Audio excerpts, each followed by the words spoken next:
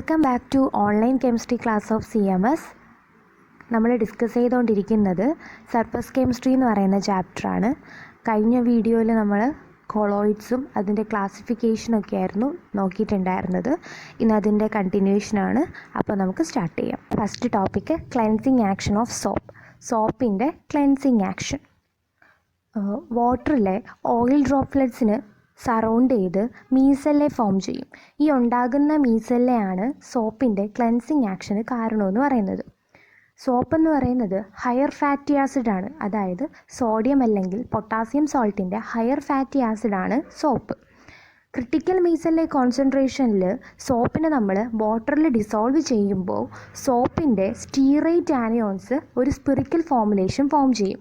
ഇതിനെയാണ് മീസെല്ലെ എന്ന് പറയുന്നത്. ഈ മീസെല്ലയാണ് നമ്മുടെ ഓയിലിന് സറൗണ്ട് ചെയ്തിട്ട് എന്തോ ചെയ്യുന്നത്, അഗ്രിഗേറ്റ് അല്ലെങ്കിൽ അറൗണ്ട് ചെയ്ത് കിടക്കുന്നത്. ഈ മീസെല്ലെ അവിടെ ഉണ്ടാകുന്ന ഡേർട്ടിനെ ഫുള്ളും എൻട്രാപ്പ് ചെയ്യാൻ വേണ്ടിയിട്ട് ഹെൽപ്പ് ചെയ്യും.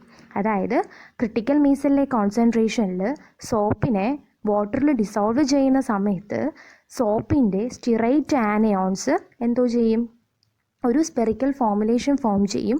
അതിനെയാണ് നമ്മൾ മീസെല്ലെ എന്ന് പറയുന്നത്. ആ മീസെല്ലെ അവിടുത്തെ ഡേർട്ടിനെ ഫുള്ളും ഓയിലിൻ്റെ സറൗണ്ട് ചെയ്തുകൊണ്ട് തന്നെ ആ ഡേർട്ടിനെ ഫുള്ളും എൻട്രാപ്പ് ചെയ്യാൻ വേണ്ടിയിട്ട് ഹെൽപ്പ് ചെയ്യും.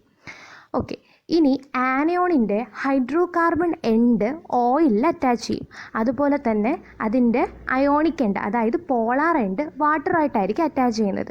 കഴിഞ്ഞ ക്ലാസ്സിൽ നമ്മൾ മീസെല്ലെ ഫോർമേഷൻ്റെ മെക്കാനിസം പറഞ്ഞപ്പോൾ ഹൈഡ്രോ കാർബൺ എൻഡിനെ പറ്റിയും പോളാർ ഗ്രൂപ്പിനെ പറ്റിയിട്ടൊക്കെ പറഞ്ഞിട്ടുണ്ടായിരുന്നു. അപ്പോൾ ഇവിടെ ആനയോണിൻ്റെ ഹൈഡ്രോ കാർബൺ എൻഡ് ഓയിലിൽ അറ്റാച്ച് ചെയ്യും, കാരണം അതൊരു നോൺ പോളാർ ഗ്രൂപ്പാണ്.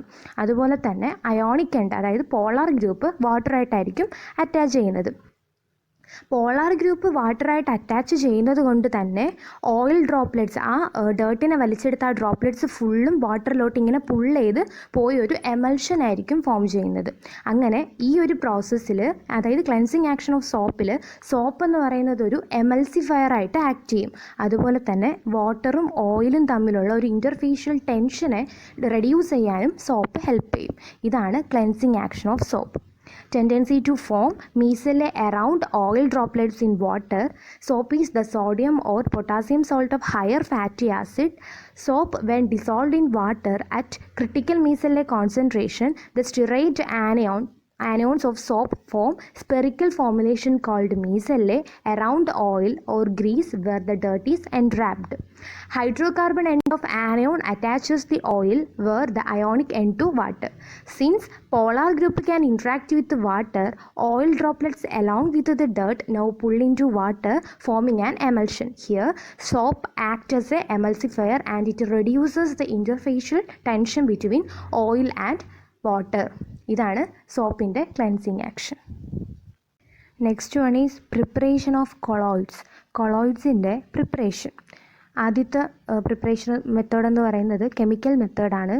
അതിനെ വീണ്ടും 4ആയിട്ട് ഡിവൈഡ് ചെയ്തിട്ടുണ്ട്: oxidation, reduction, hydrolysis and double decomposition. അപ്പോൾ ഓരോ എക്സാമ്പിൾ വെച്ചിട്ടാണ് പറഞ്ഞിട്ടുള്ളത്. ആദ്യം ഓക്സിഡേഷനിലാണെങ്കിൽ SO2ഉം H2S കൂടെ ഓക്സിഡൈസ് ചെയ്ത് സൾഫർ സോൾ ഉണ്ടാകുന്ന ഒരു റിയാക്ഷനാണ് കൊടുത്തിട്ടുള്ളത്. റിഡക്ഷനിൽ AuCl3യും മെത്തനാളും കൂടെ റെഡ്യൂസ് ചെയ്ത് ഗോൾഡ് സോൾ ഉണ്ടാകുന്ന റിയാക്ഷനാണ്. ഹൈഡ്രോളിസിസിൽ FeCl3യുടെ ഹൈഡ്രോളിസിസ് ആണ് ഇൻ പ്രസൻസ് ഓഫ് വാട്ടർ. അങ്ങനെ FeOH ത്രൈസ് ഫോം ചെയ്യുന്ന ഒരു റിയാക്ഷനാണ് കൊടുത്തിട്ടുള്ളത്. ഡബിൾ ഡീകമ്പോസിഷനിൽ AS2O3യും H2Sഉം കൂടി റിയാക്ട് ചെയ്ത് AS2S3 എന്ന് പറയുന്ന സോള് കിട്ടുന്ന ഒരു റിയാക്ഷനാണ് കൊടുത്തിട്ടുള്ളത്. അപ്പം ഇതാണ് chemical method. Chemical method mainly 4 ടൈപ്പാണ്: oxidation, reduction, hydrolysis and double decomposition.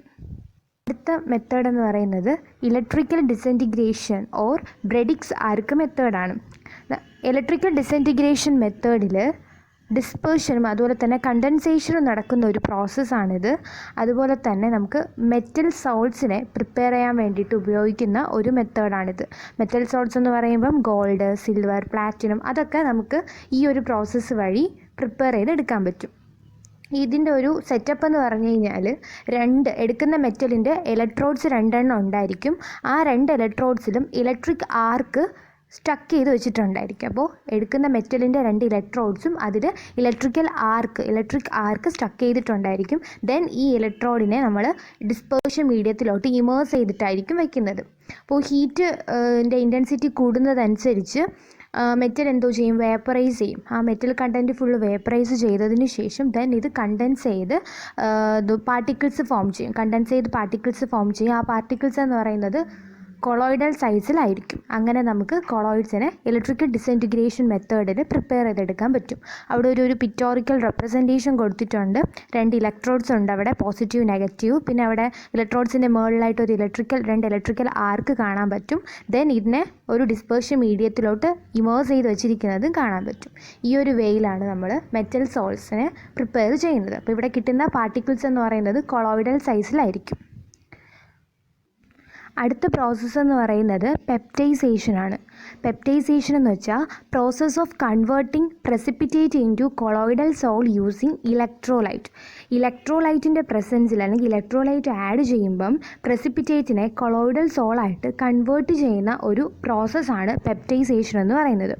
The electrolyte used for the purpose is peptizing agent. അപ്പോൾ നമ്മൾ ആഡ് ചെയ്യുന്ന ആ ഇലക്ട്രോലൈറ്റിനെ, അതായത് പ്രസിപ്പിറ്റേറ്റിനെ കൊളോയിഡൽ സോളായിട്ട് കൺവേർട്ട് ചെയ്യാൻ വേണ്ടിയിട്ട് ഹെൽപ്പ് ചെയ്യുന്ന ആ ഇലക്ട്രോലൈറ്റിനെ പെപ്റ്റൈസിങ് ഏജൻറ്റ് എന്നാണ് പറയുന്നത്.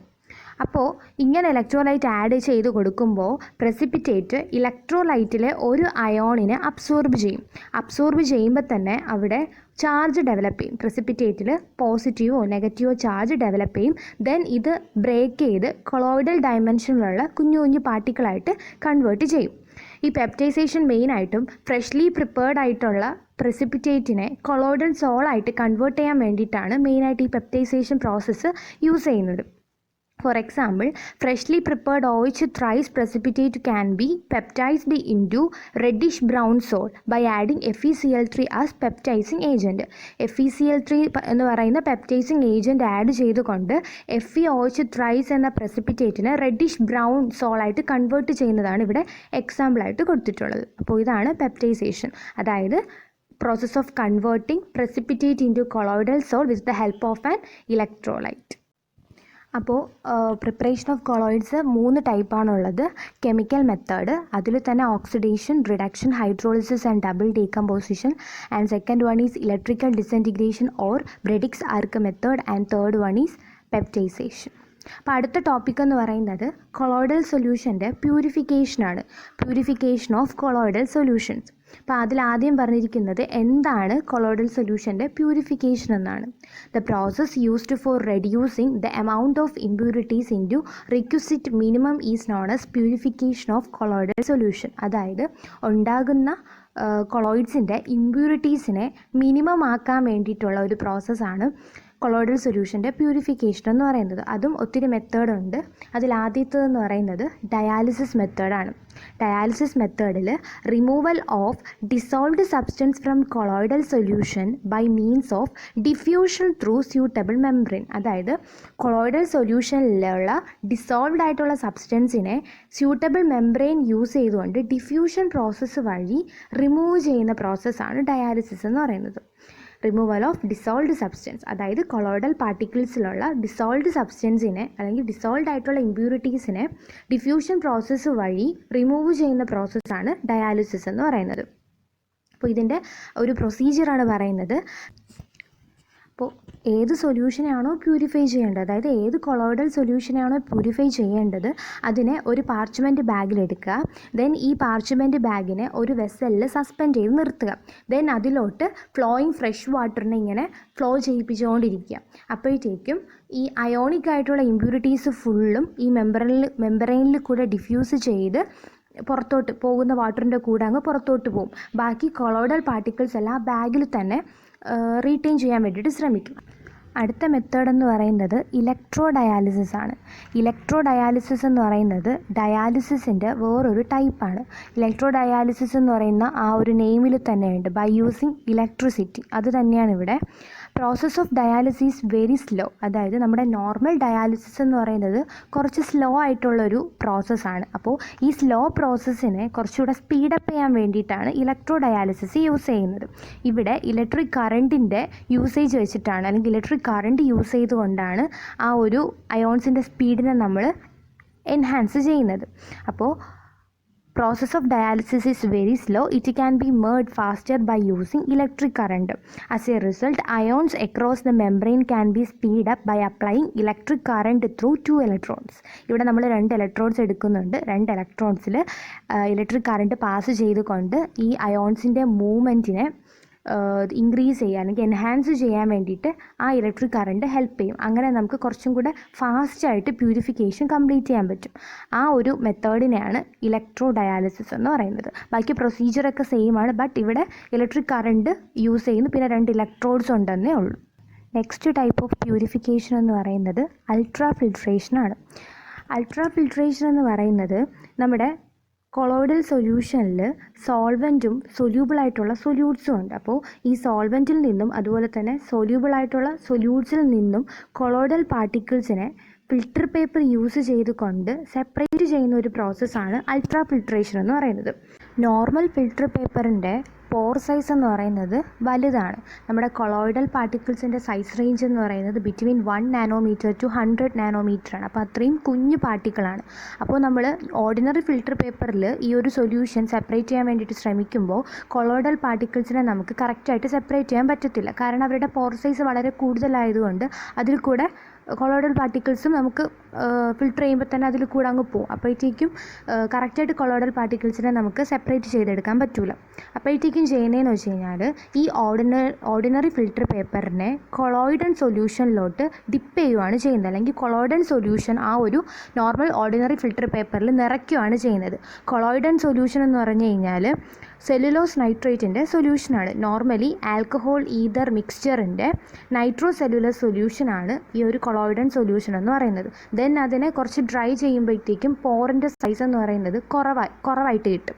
അതുവഴി നമുക്ക് വീണ്ടും നമ്മൾ ഈ കൊളോയിഡൽ പാർട്ടിക്കിൾസ് അല്ലെങ്കിൽ ആ ഒരു സൊല്യൂഷനെ നമ്മൾ സെപ്പറേറ്റ് ചെയ്യാൻ വേണ്ടിയിട്ട് ശ്രമിക്കുമ്പോൾ കറക്റ്റായിട്ട് ഈ കൊളോയിഡൽ പാർട്ടിക്കിൾസ് അവിടെ റീറ്റെയിൻ ചെയ്ത് കിട്ടും. നമുക്ക് നന്നായിട്ട് തന്നെ കൊളോയിഡൽ പാർട്ടിക്കിൾസിനെ സെപ്പറേറ്റ് ചെയ്യാൻ പറ്റും. അപ്പോൾ ഇതാണ് നമ്മൾ അൾട്രാ ഫിൽട്ടർ പേപ്പർ എന്ന് പറയുന്നത്. ഇങ്ങനെ ഒരു അൾട്രാ ഫിൽട്ടർ പേപ്പർ വച്ചിട്ടുള്ള കൊളോയിഡൽ പാർട്ടിക്കിൾസിൻ്റെ സെപ്പറേഷനെയാണ് അൾട്രാ ഫിൽട്രേഷൻ എന്ന് പറയുന്നത്. അപ്പോൾ നമ്മുടെ കൊളോയിഡൽ സൊല്യൂഷൻ്റെ പ്യൂരിഫിക്കേഷൻ എന്ന് പറയുന്നത് മെയിൻലി 3 ടൈപ്പാണുള്ളത്: dialysis, electro dialysis and last one ultra filtration. അടുത്ത ടോപ്പിക് എന്ന് പറയുന്നത് നമ്മുടെ കൊളോയിഡൽ പാർട്ടിക്കിൾസിൻ്റെ അല്ലെങ്കിൽ കൊളോയിഡൽ സൊല്യൂഷൻ്റെ പ്രോപ്പർട്ടീസാണ് പറയുന്നത്. അതിൽ ഒന്നാമത്തെ പ്രോപ്പർട്ടി എന്ന് പറയുന്നത് കൊളിഗേറ്റീവ് പ്രോപ്പർട്ടിയാണ്. അപ്പോൾ നോർമലി നമ്മുടെ കൊളോയിഡൽ സൊല്യൂഷൻ അല്ലെങ്കിൽ കൊളോയിഡൽ പാർട്ടിക്കിൾസ് എന്ന് പറയുന്നത് ബിഗ്ഗർ അഗ്രിഗേറ്റ്സ് ആണ്. പക്ഷേ ട്രൂ സൊല്യൂഷനെ വെച്ച് കമ്പയർ ചെയ്യുമ്പോൾ കൊളോയിഡൽ സൊല്യൂഷൻ്റെ നമ്പർ ഓഫ് പാർട്ടിക്കിൾസ് എന്ന് പറയുന്നത് വളരെ കുറവാണ്. കൊളിഗേറ്റീവ് പ്രോപ്പർട്ടീസ് എന്ന് പറയുന്നത് 4 എണ്ണമാണ്: osmotic pressure, lowering of vapour pressure, depression in freezing point and elevation of boiling point. അപ്പോൾ ഈ കൊളിഗേറ്റീവ് പ്രോപ്പർട്ടീസ് എന്ന് പറയുന്നത് കൊളോയിഡൽ പാർട്ടിക്കിൾസിന് അതിൻ്റെ വാല്യൂ വളരെ കുറവായിരിക്കും കമ്പയർഡ് ടു ട്രൂ സൊല്യൂഷൻ.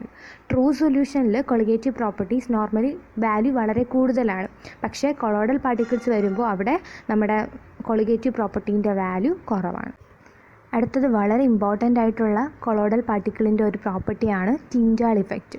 അപ്പോൾ നമ്മൾ കൊളോയിഡൽ സൊല്യൂഷനിൽ സ്ട്രോങ് ബീം ഓഫ് ലൈറ്റ് ഇങ്ങനെ പാസ് ചെയ്ത് കൊടുക്കുമ്പോഴത്തേക്കും ആ ലൈറ്റിൻ്റെ പാത്ത് എന്ന് പറയുന്നത് ഹൈലി വിസിബിൾ ആയിരിക്കും. അതുപോലെ തന്നെ ഈ ടിൻഡാൽ ഇഫക്റ്റിന് മെയിൻ കാരണമെന്ന് പറയുന്നത് കൊളോയിഡൽ പാർട്ടിക്കിൾസിൻ്റെ ലൈറ്റ് സ്കാറ്ററിംഗ് ആണ്. അതായത് വരുന്ന ലൈറ്റിനെ ഈ കൊളോയിഡൽ പാർട്ടിക്കിൾസ് എല്ലാ ഡിറക്ഷനിലോട്ടും സ്കാറ്റർ ചെയ്യിപ്പിക്കും. ഇത് കൊളോയിഡൽ പാർട്ടിക്കിളിൻ്റെ ഒരു ഒപ്റ്റിക്കൽ പ്രോപ്പർട്ടിയാണ്. This is an optical property of A colloidal particle. ഇതിൻ്റെ മെയിൻ എക്സാമ്പിൾ അല്ലെങ്കിൽ കോമൺ ആയിട്ട് നമുക്ക് അറിയാവുന്ന ഒരു എക്സാമ്പിളാണ്, നമ്മളിപ്പം സിനിമ ഹാളിലൊക്കെ പോവുകയാണെങ്കിൽ പിക്ചറിൻ്റെ പ്രൊജക്ഷൻ ടൈമിൽ ഈ അവിടുത്തെ സ്മോക്കും അതുപോലെ തന്നെ ഡസ്റ്റ് പാർട്ടിക്കിൾസ് എല്ലാം കൂടെ സ്കാറ്റർ ചെയ്യും ലൈറ്റിന്. അപ്പോൾ ഒരു കോൺ ഷേപ്പിൽ നമുക്ക് കാണാൻ പറ്റും, ലൈറ്റിൻ്റെ ഒരു കോൺ ഷേപ്പ് കാണാൻ പറ്റും. അതുപോലെ തന്നെ അതിലിങ്ങനെ ഡസ്റ്റ് പാർട്ടിക്കിൾസ് അതുപോലെ തന്നെ സ്മോക്ക് അങ്ങനത്തെ കുറച്ച് പാർട്ടിക്കിൾസ് ഇങ്ങനെ ഫ്ലോ ചെയ്യുന്നത് നമുക്ക് കാണാൻ സാധിക്കും. ഈ ഫിലിം ഹാൾ അല്ലെങ്കിൽ സിനിമ ഹാളിലൊക്കെ പോകുമ്പോഴത്തേക്കും നമുക്ക് നന്നായിട്ട് കാണാൻ പറ്റും. ആ ഒരു ലൈറ്റിൽ ഇങ്ങനെ ഒരു കോൺ ഷേപ്പ് വന്നിട്ട് അതിൻ്റെ അകത്ത് ഇങ്ങനെ ഡസ്റ്റ് പാർട്ടിക്കിൾസും സ്മോക്കും എല്ലാം കൂടെ ഇങ്ങനെ സ്കാറ്റർ ചെയ്ത് പോകുന്നത് നമുക്ക് കാണാൻ സാധിക്കും. ടിൻഡാൽ ഇഫക്റ്റ് ഒബ്സർവ് ചെയ്യണമെന്നുണ്ടെങ്കിൽ 2 കണ്ടീഷൻ സാറ്റിസ്ഫൈ ചെയ്യണം. ഒന്നാമത്തേതെന്ന് പറയുന്നത് ഡിസ്പേഴ്സ്ഡ് പാർട്ടിക്കിളിൻ്റെ ഡയമീറ്റർ എന്ന് പറയുന്നത് ലൈറ്റിൻ്റെ വേവ് ലെങ്തിനെയും കാട്ടിയും തീരെ കുറയാൻ പാടില്ല. അതുപോലെ തന്നെ ഡിസ്പേഴ്സ്ഡ് ഫേസിൻ്റെയും ഡിസ്പേർഷൻ മീഡിയത്തിൻ്റെയും റിഫ്രാക്റ്റീവ് ഇൻഡെക്സിൻ്റെ ഡിഫറൻസ് എന്ന് പറയുന്നത് വളരെ കൂടുതലായിരിക്കണം. അപ്പോൾ 2 കണ്ടീഷനാണ്. ഒന്ന്, ഡിസ്പേഴ്സ്ഡ് പാർട്ടിക്കിളിൻ്റെ ഡയമീറ്റർ എന്ന് പറയുന്നത് വേവ് ലെങ്ത് ഓഫ് ലൈറ്റിനെയും കാട്ടിയും കുറഞ്ഞിരിക്കണം. അതുപോലെ തന്നെ ഡിസ്പേഴ്സ്ഡ് ഫേസും ഡിസ്പേർഷൻ മീഡിയം തമ്മിലുള്ള റിഫ്രാക്റ്റീവ് ഇൻഡെക്സിൻ്റെ ഡിഫറൻസും ഹൈ ആയിരിക്കണം. എന്നാൽ മാത്രമേ നമുക്ക് ടിൻഡാൽ ഇഫക്റ്റ് ഒബ്സർവ് ചെയ്യാൻ വേണ്ടിയിട്ട് പറ്റുള്ളൂ. ടിൻഡാൽ ഇഫക്റ്റ് യൂസ് ചെയ്തുകൊണ്ട് കൊളോയ്ഡൽ സൊല്യൂഷനെയും ട്രൂ സൊല്യൂഷനെയും ഡിസ്റ്റിങ്ക്യൂഷ് ചെയ്യാൻ വേണ്ടിയിട്ട് സാധിക്കും. അപ്പോൾ സിഗ്മോണ്ടി എന്ന് പറയുന്ന സയൻറ്റിസ്റ്റ് ടിൻഡാൽ ഇഫക്റ്റ് യൂസ് ചെയ്തുകൊണ്ട് സെറ്റ് ചെയ്ത ഒരു അപ്പാരറ്റസ് ആണ് അൾട്രാ മൈക്രോസ്കോപ്പ് എന്ന് പറയുന്നത്. അദ്ദേഹം ചെയ്തത് ഒരു ഗ്ലാസ് വെസലിൽ കുറച്ച് കൊളോയ്ഡൽ സൊല്യൂഷൻ എടുത്തു, എന്നിട്ട് ഹൈ ബീം ഓഫ് ലൈറ്റ് അതിലോട്ട് പാസ് ചെയ്തു. ദെൻ ഈ ലൈറ്റിനെ മൈക്രോസ്കോപ്പ് വെച്ചിട്ട് ഫോക്കസ് ചെയ്തു. അപ്പോൾ ഈ ഒരു ലൈറ്റിൻ്റെ സ്കാറ്ററിങ് അവിടെ വ്യൂ ചെയ്യാൻ വേണ്ടിയിട്ട് പറ്റി. പക്ഷേ ഈ അൾട്രാ മൈക്രോസ്കോപ്പ് യൂസ് ചെയ്തുകൊണ്ട് കൊളോയ്ഡൽ പാർട്ടിക്കിൾസിൻ്റെ സൈസിനെയോ അല്ലെങ്കിൽ ഷേപ്പിനെയോ കുറിച്ചുള്ള ഒരു ഇൻഫർമേഷനും കിട്ടത്തില്ല. ബട്ട് അതിൻ്റെ സ്കാറ്ററിങ് പ്രോപ്പർട്ടി മാത്രമേ വ്യൂ ചെയ്യാൻ വേണ്ടിയിട്ട് പറ്റുള്ളൂ. അപ്പോൾ അൾട്രാ മൈക്രോസ്കോപ്പിൻ്റെ പ്രിൻസിപ്പിൾ എന്ന് പറയുന്നത് ടിൻഡാൽ ഇഫക്റ്റാണ്. ഇന്നത്തെ വീഡിയോയിൽ നമ്മൾ ഡിസ്കസ് ചെയ്തിട്ടുണ്ടായിരുന്നത് കൊളോയിഡ്സിൻ്റെ പ്രിപ്പറേഷൻ, പിന്നെ കൊളോയിഡ്സിൻ്റെ പ്യൂരിഫിക്കേഷൻ, കൊളോയിഡ്സിൻ്റെ പ്രോപ്പർട്ടീസ്. 2 പ്രോപ്പർട്ടീസേ നമ്മൾ ഡിസ്കസ് ചെയ്തോളൂ. ഇനിയുണ്ട് പ്രോപ്പർട്ടീസ്, അത് നമുക്ക് അടുത്ത വീഡിയോയിൽ ഡിസ്കസ് ചെയ്യാം. താങ്ക്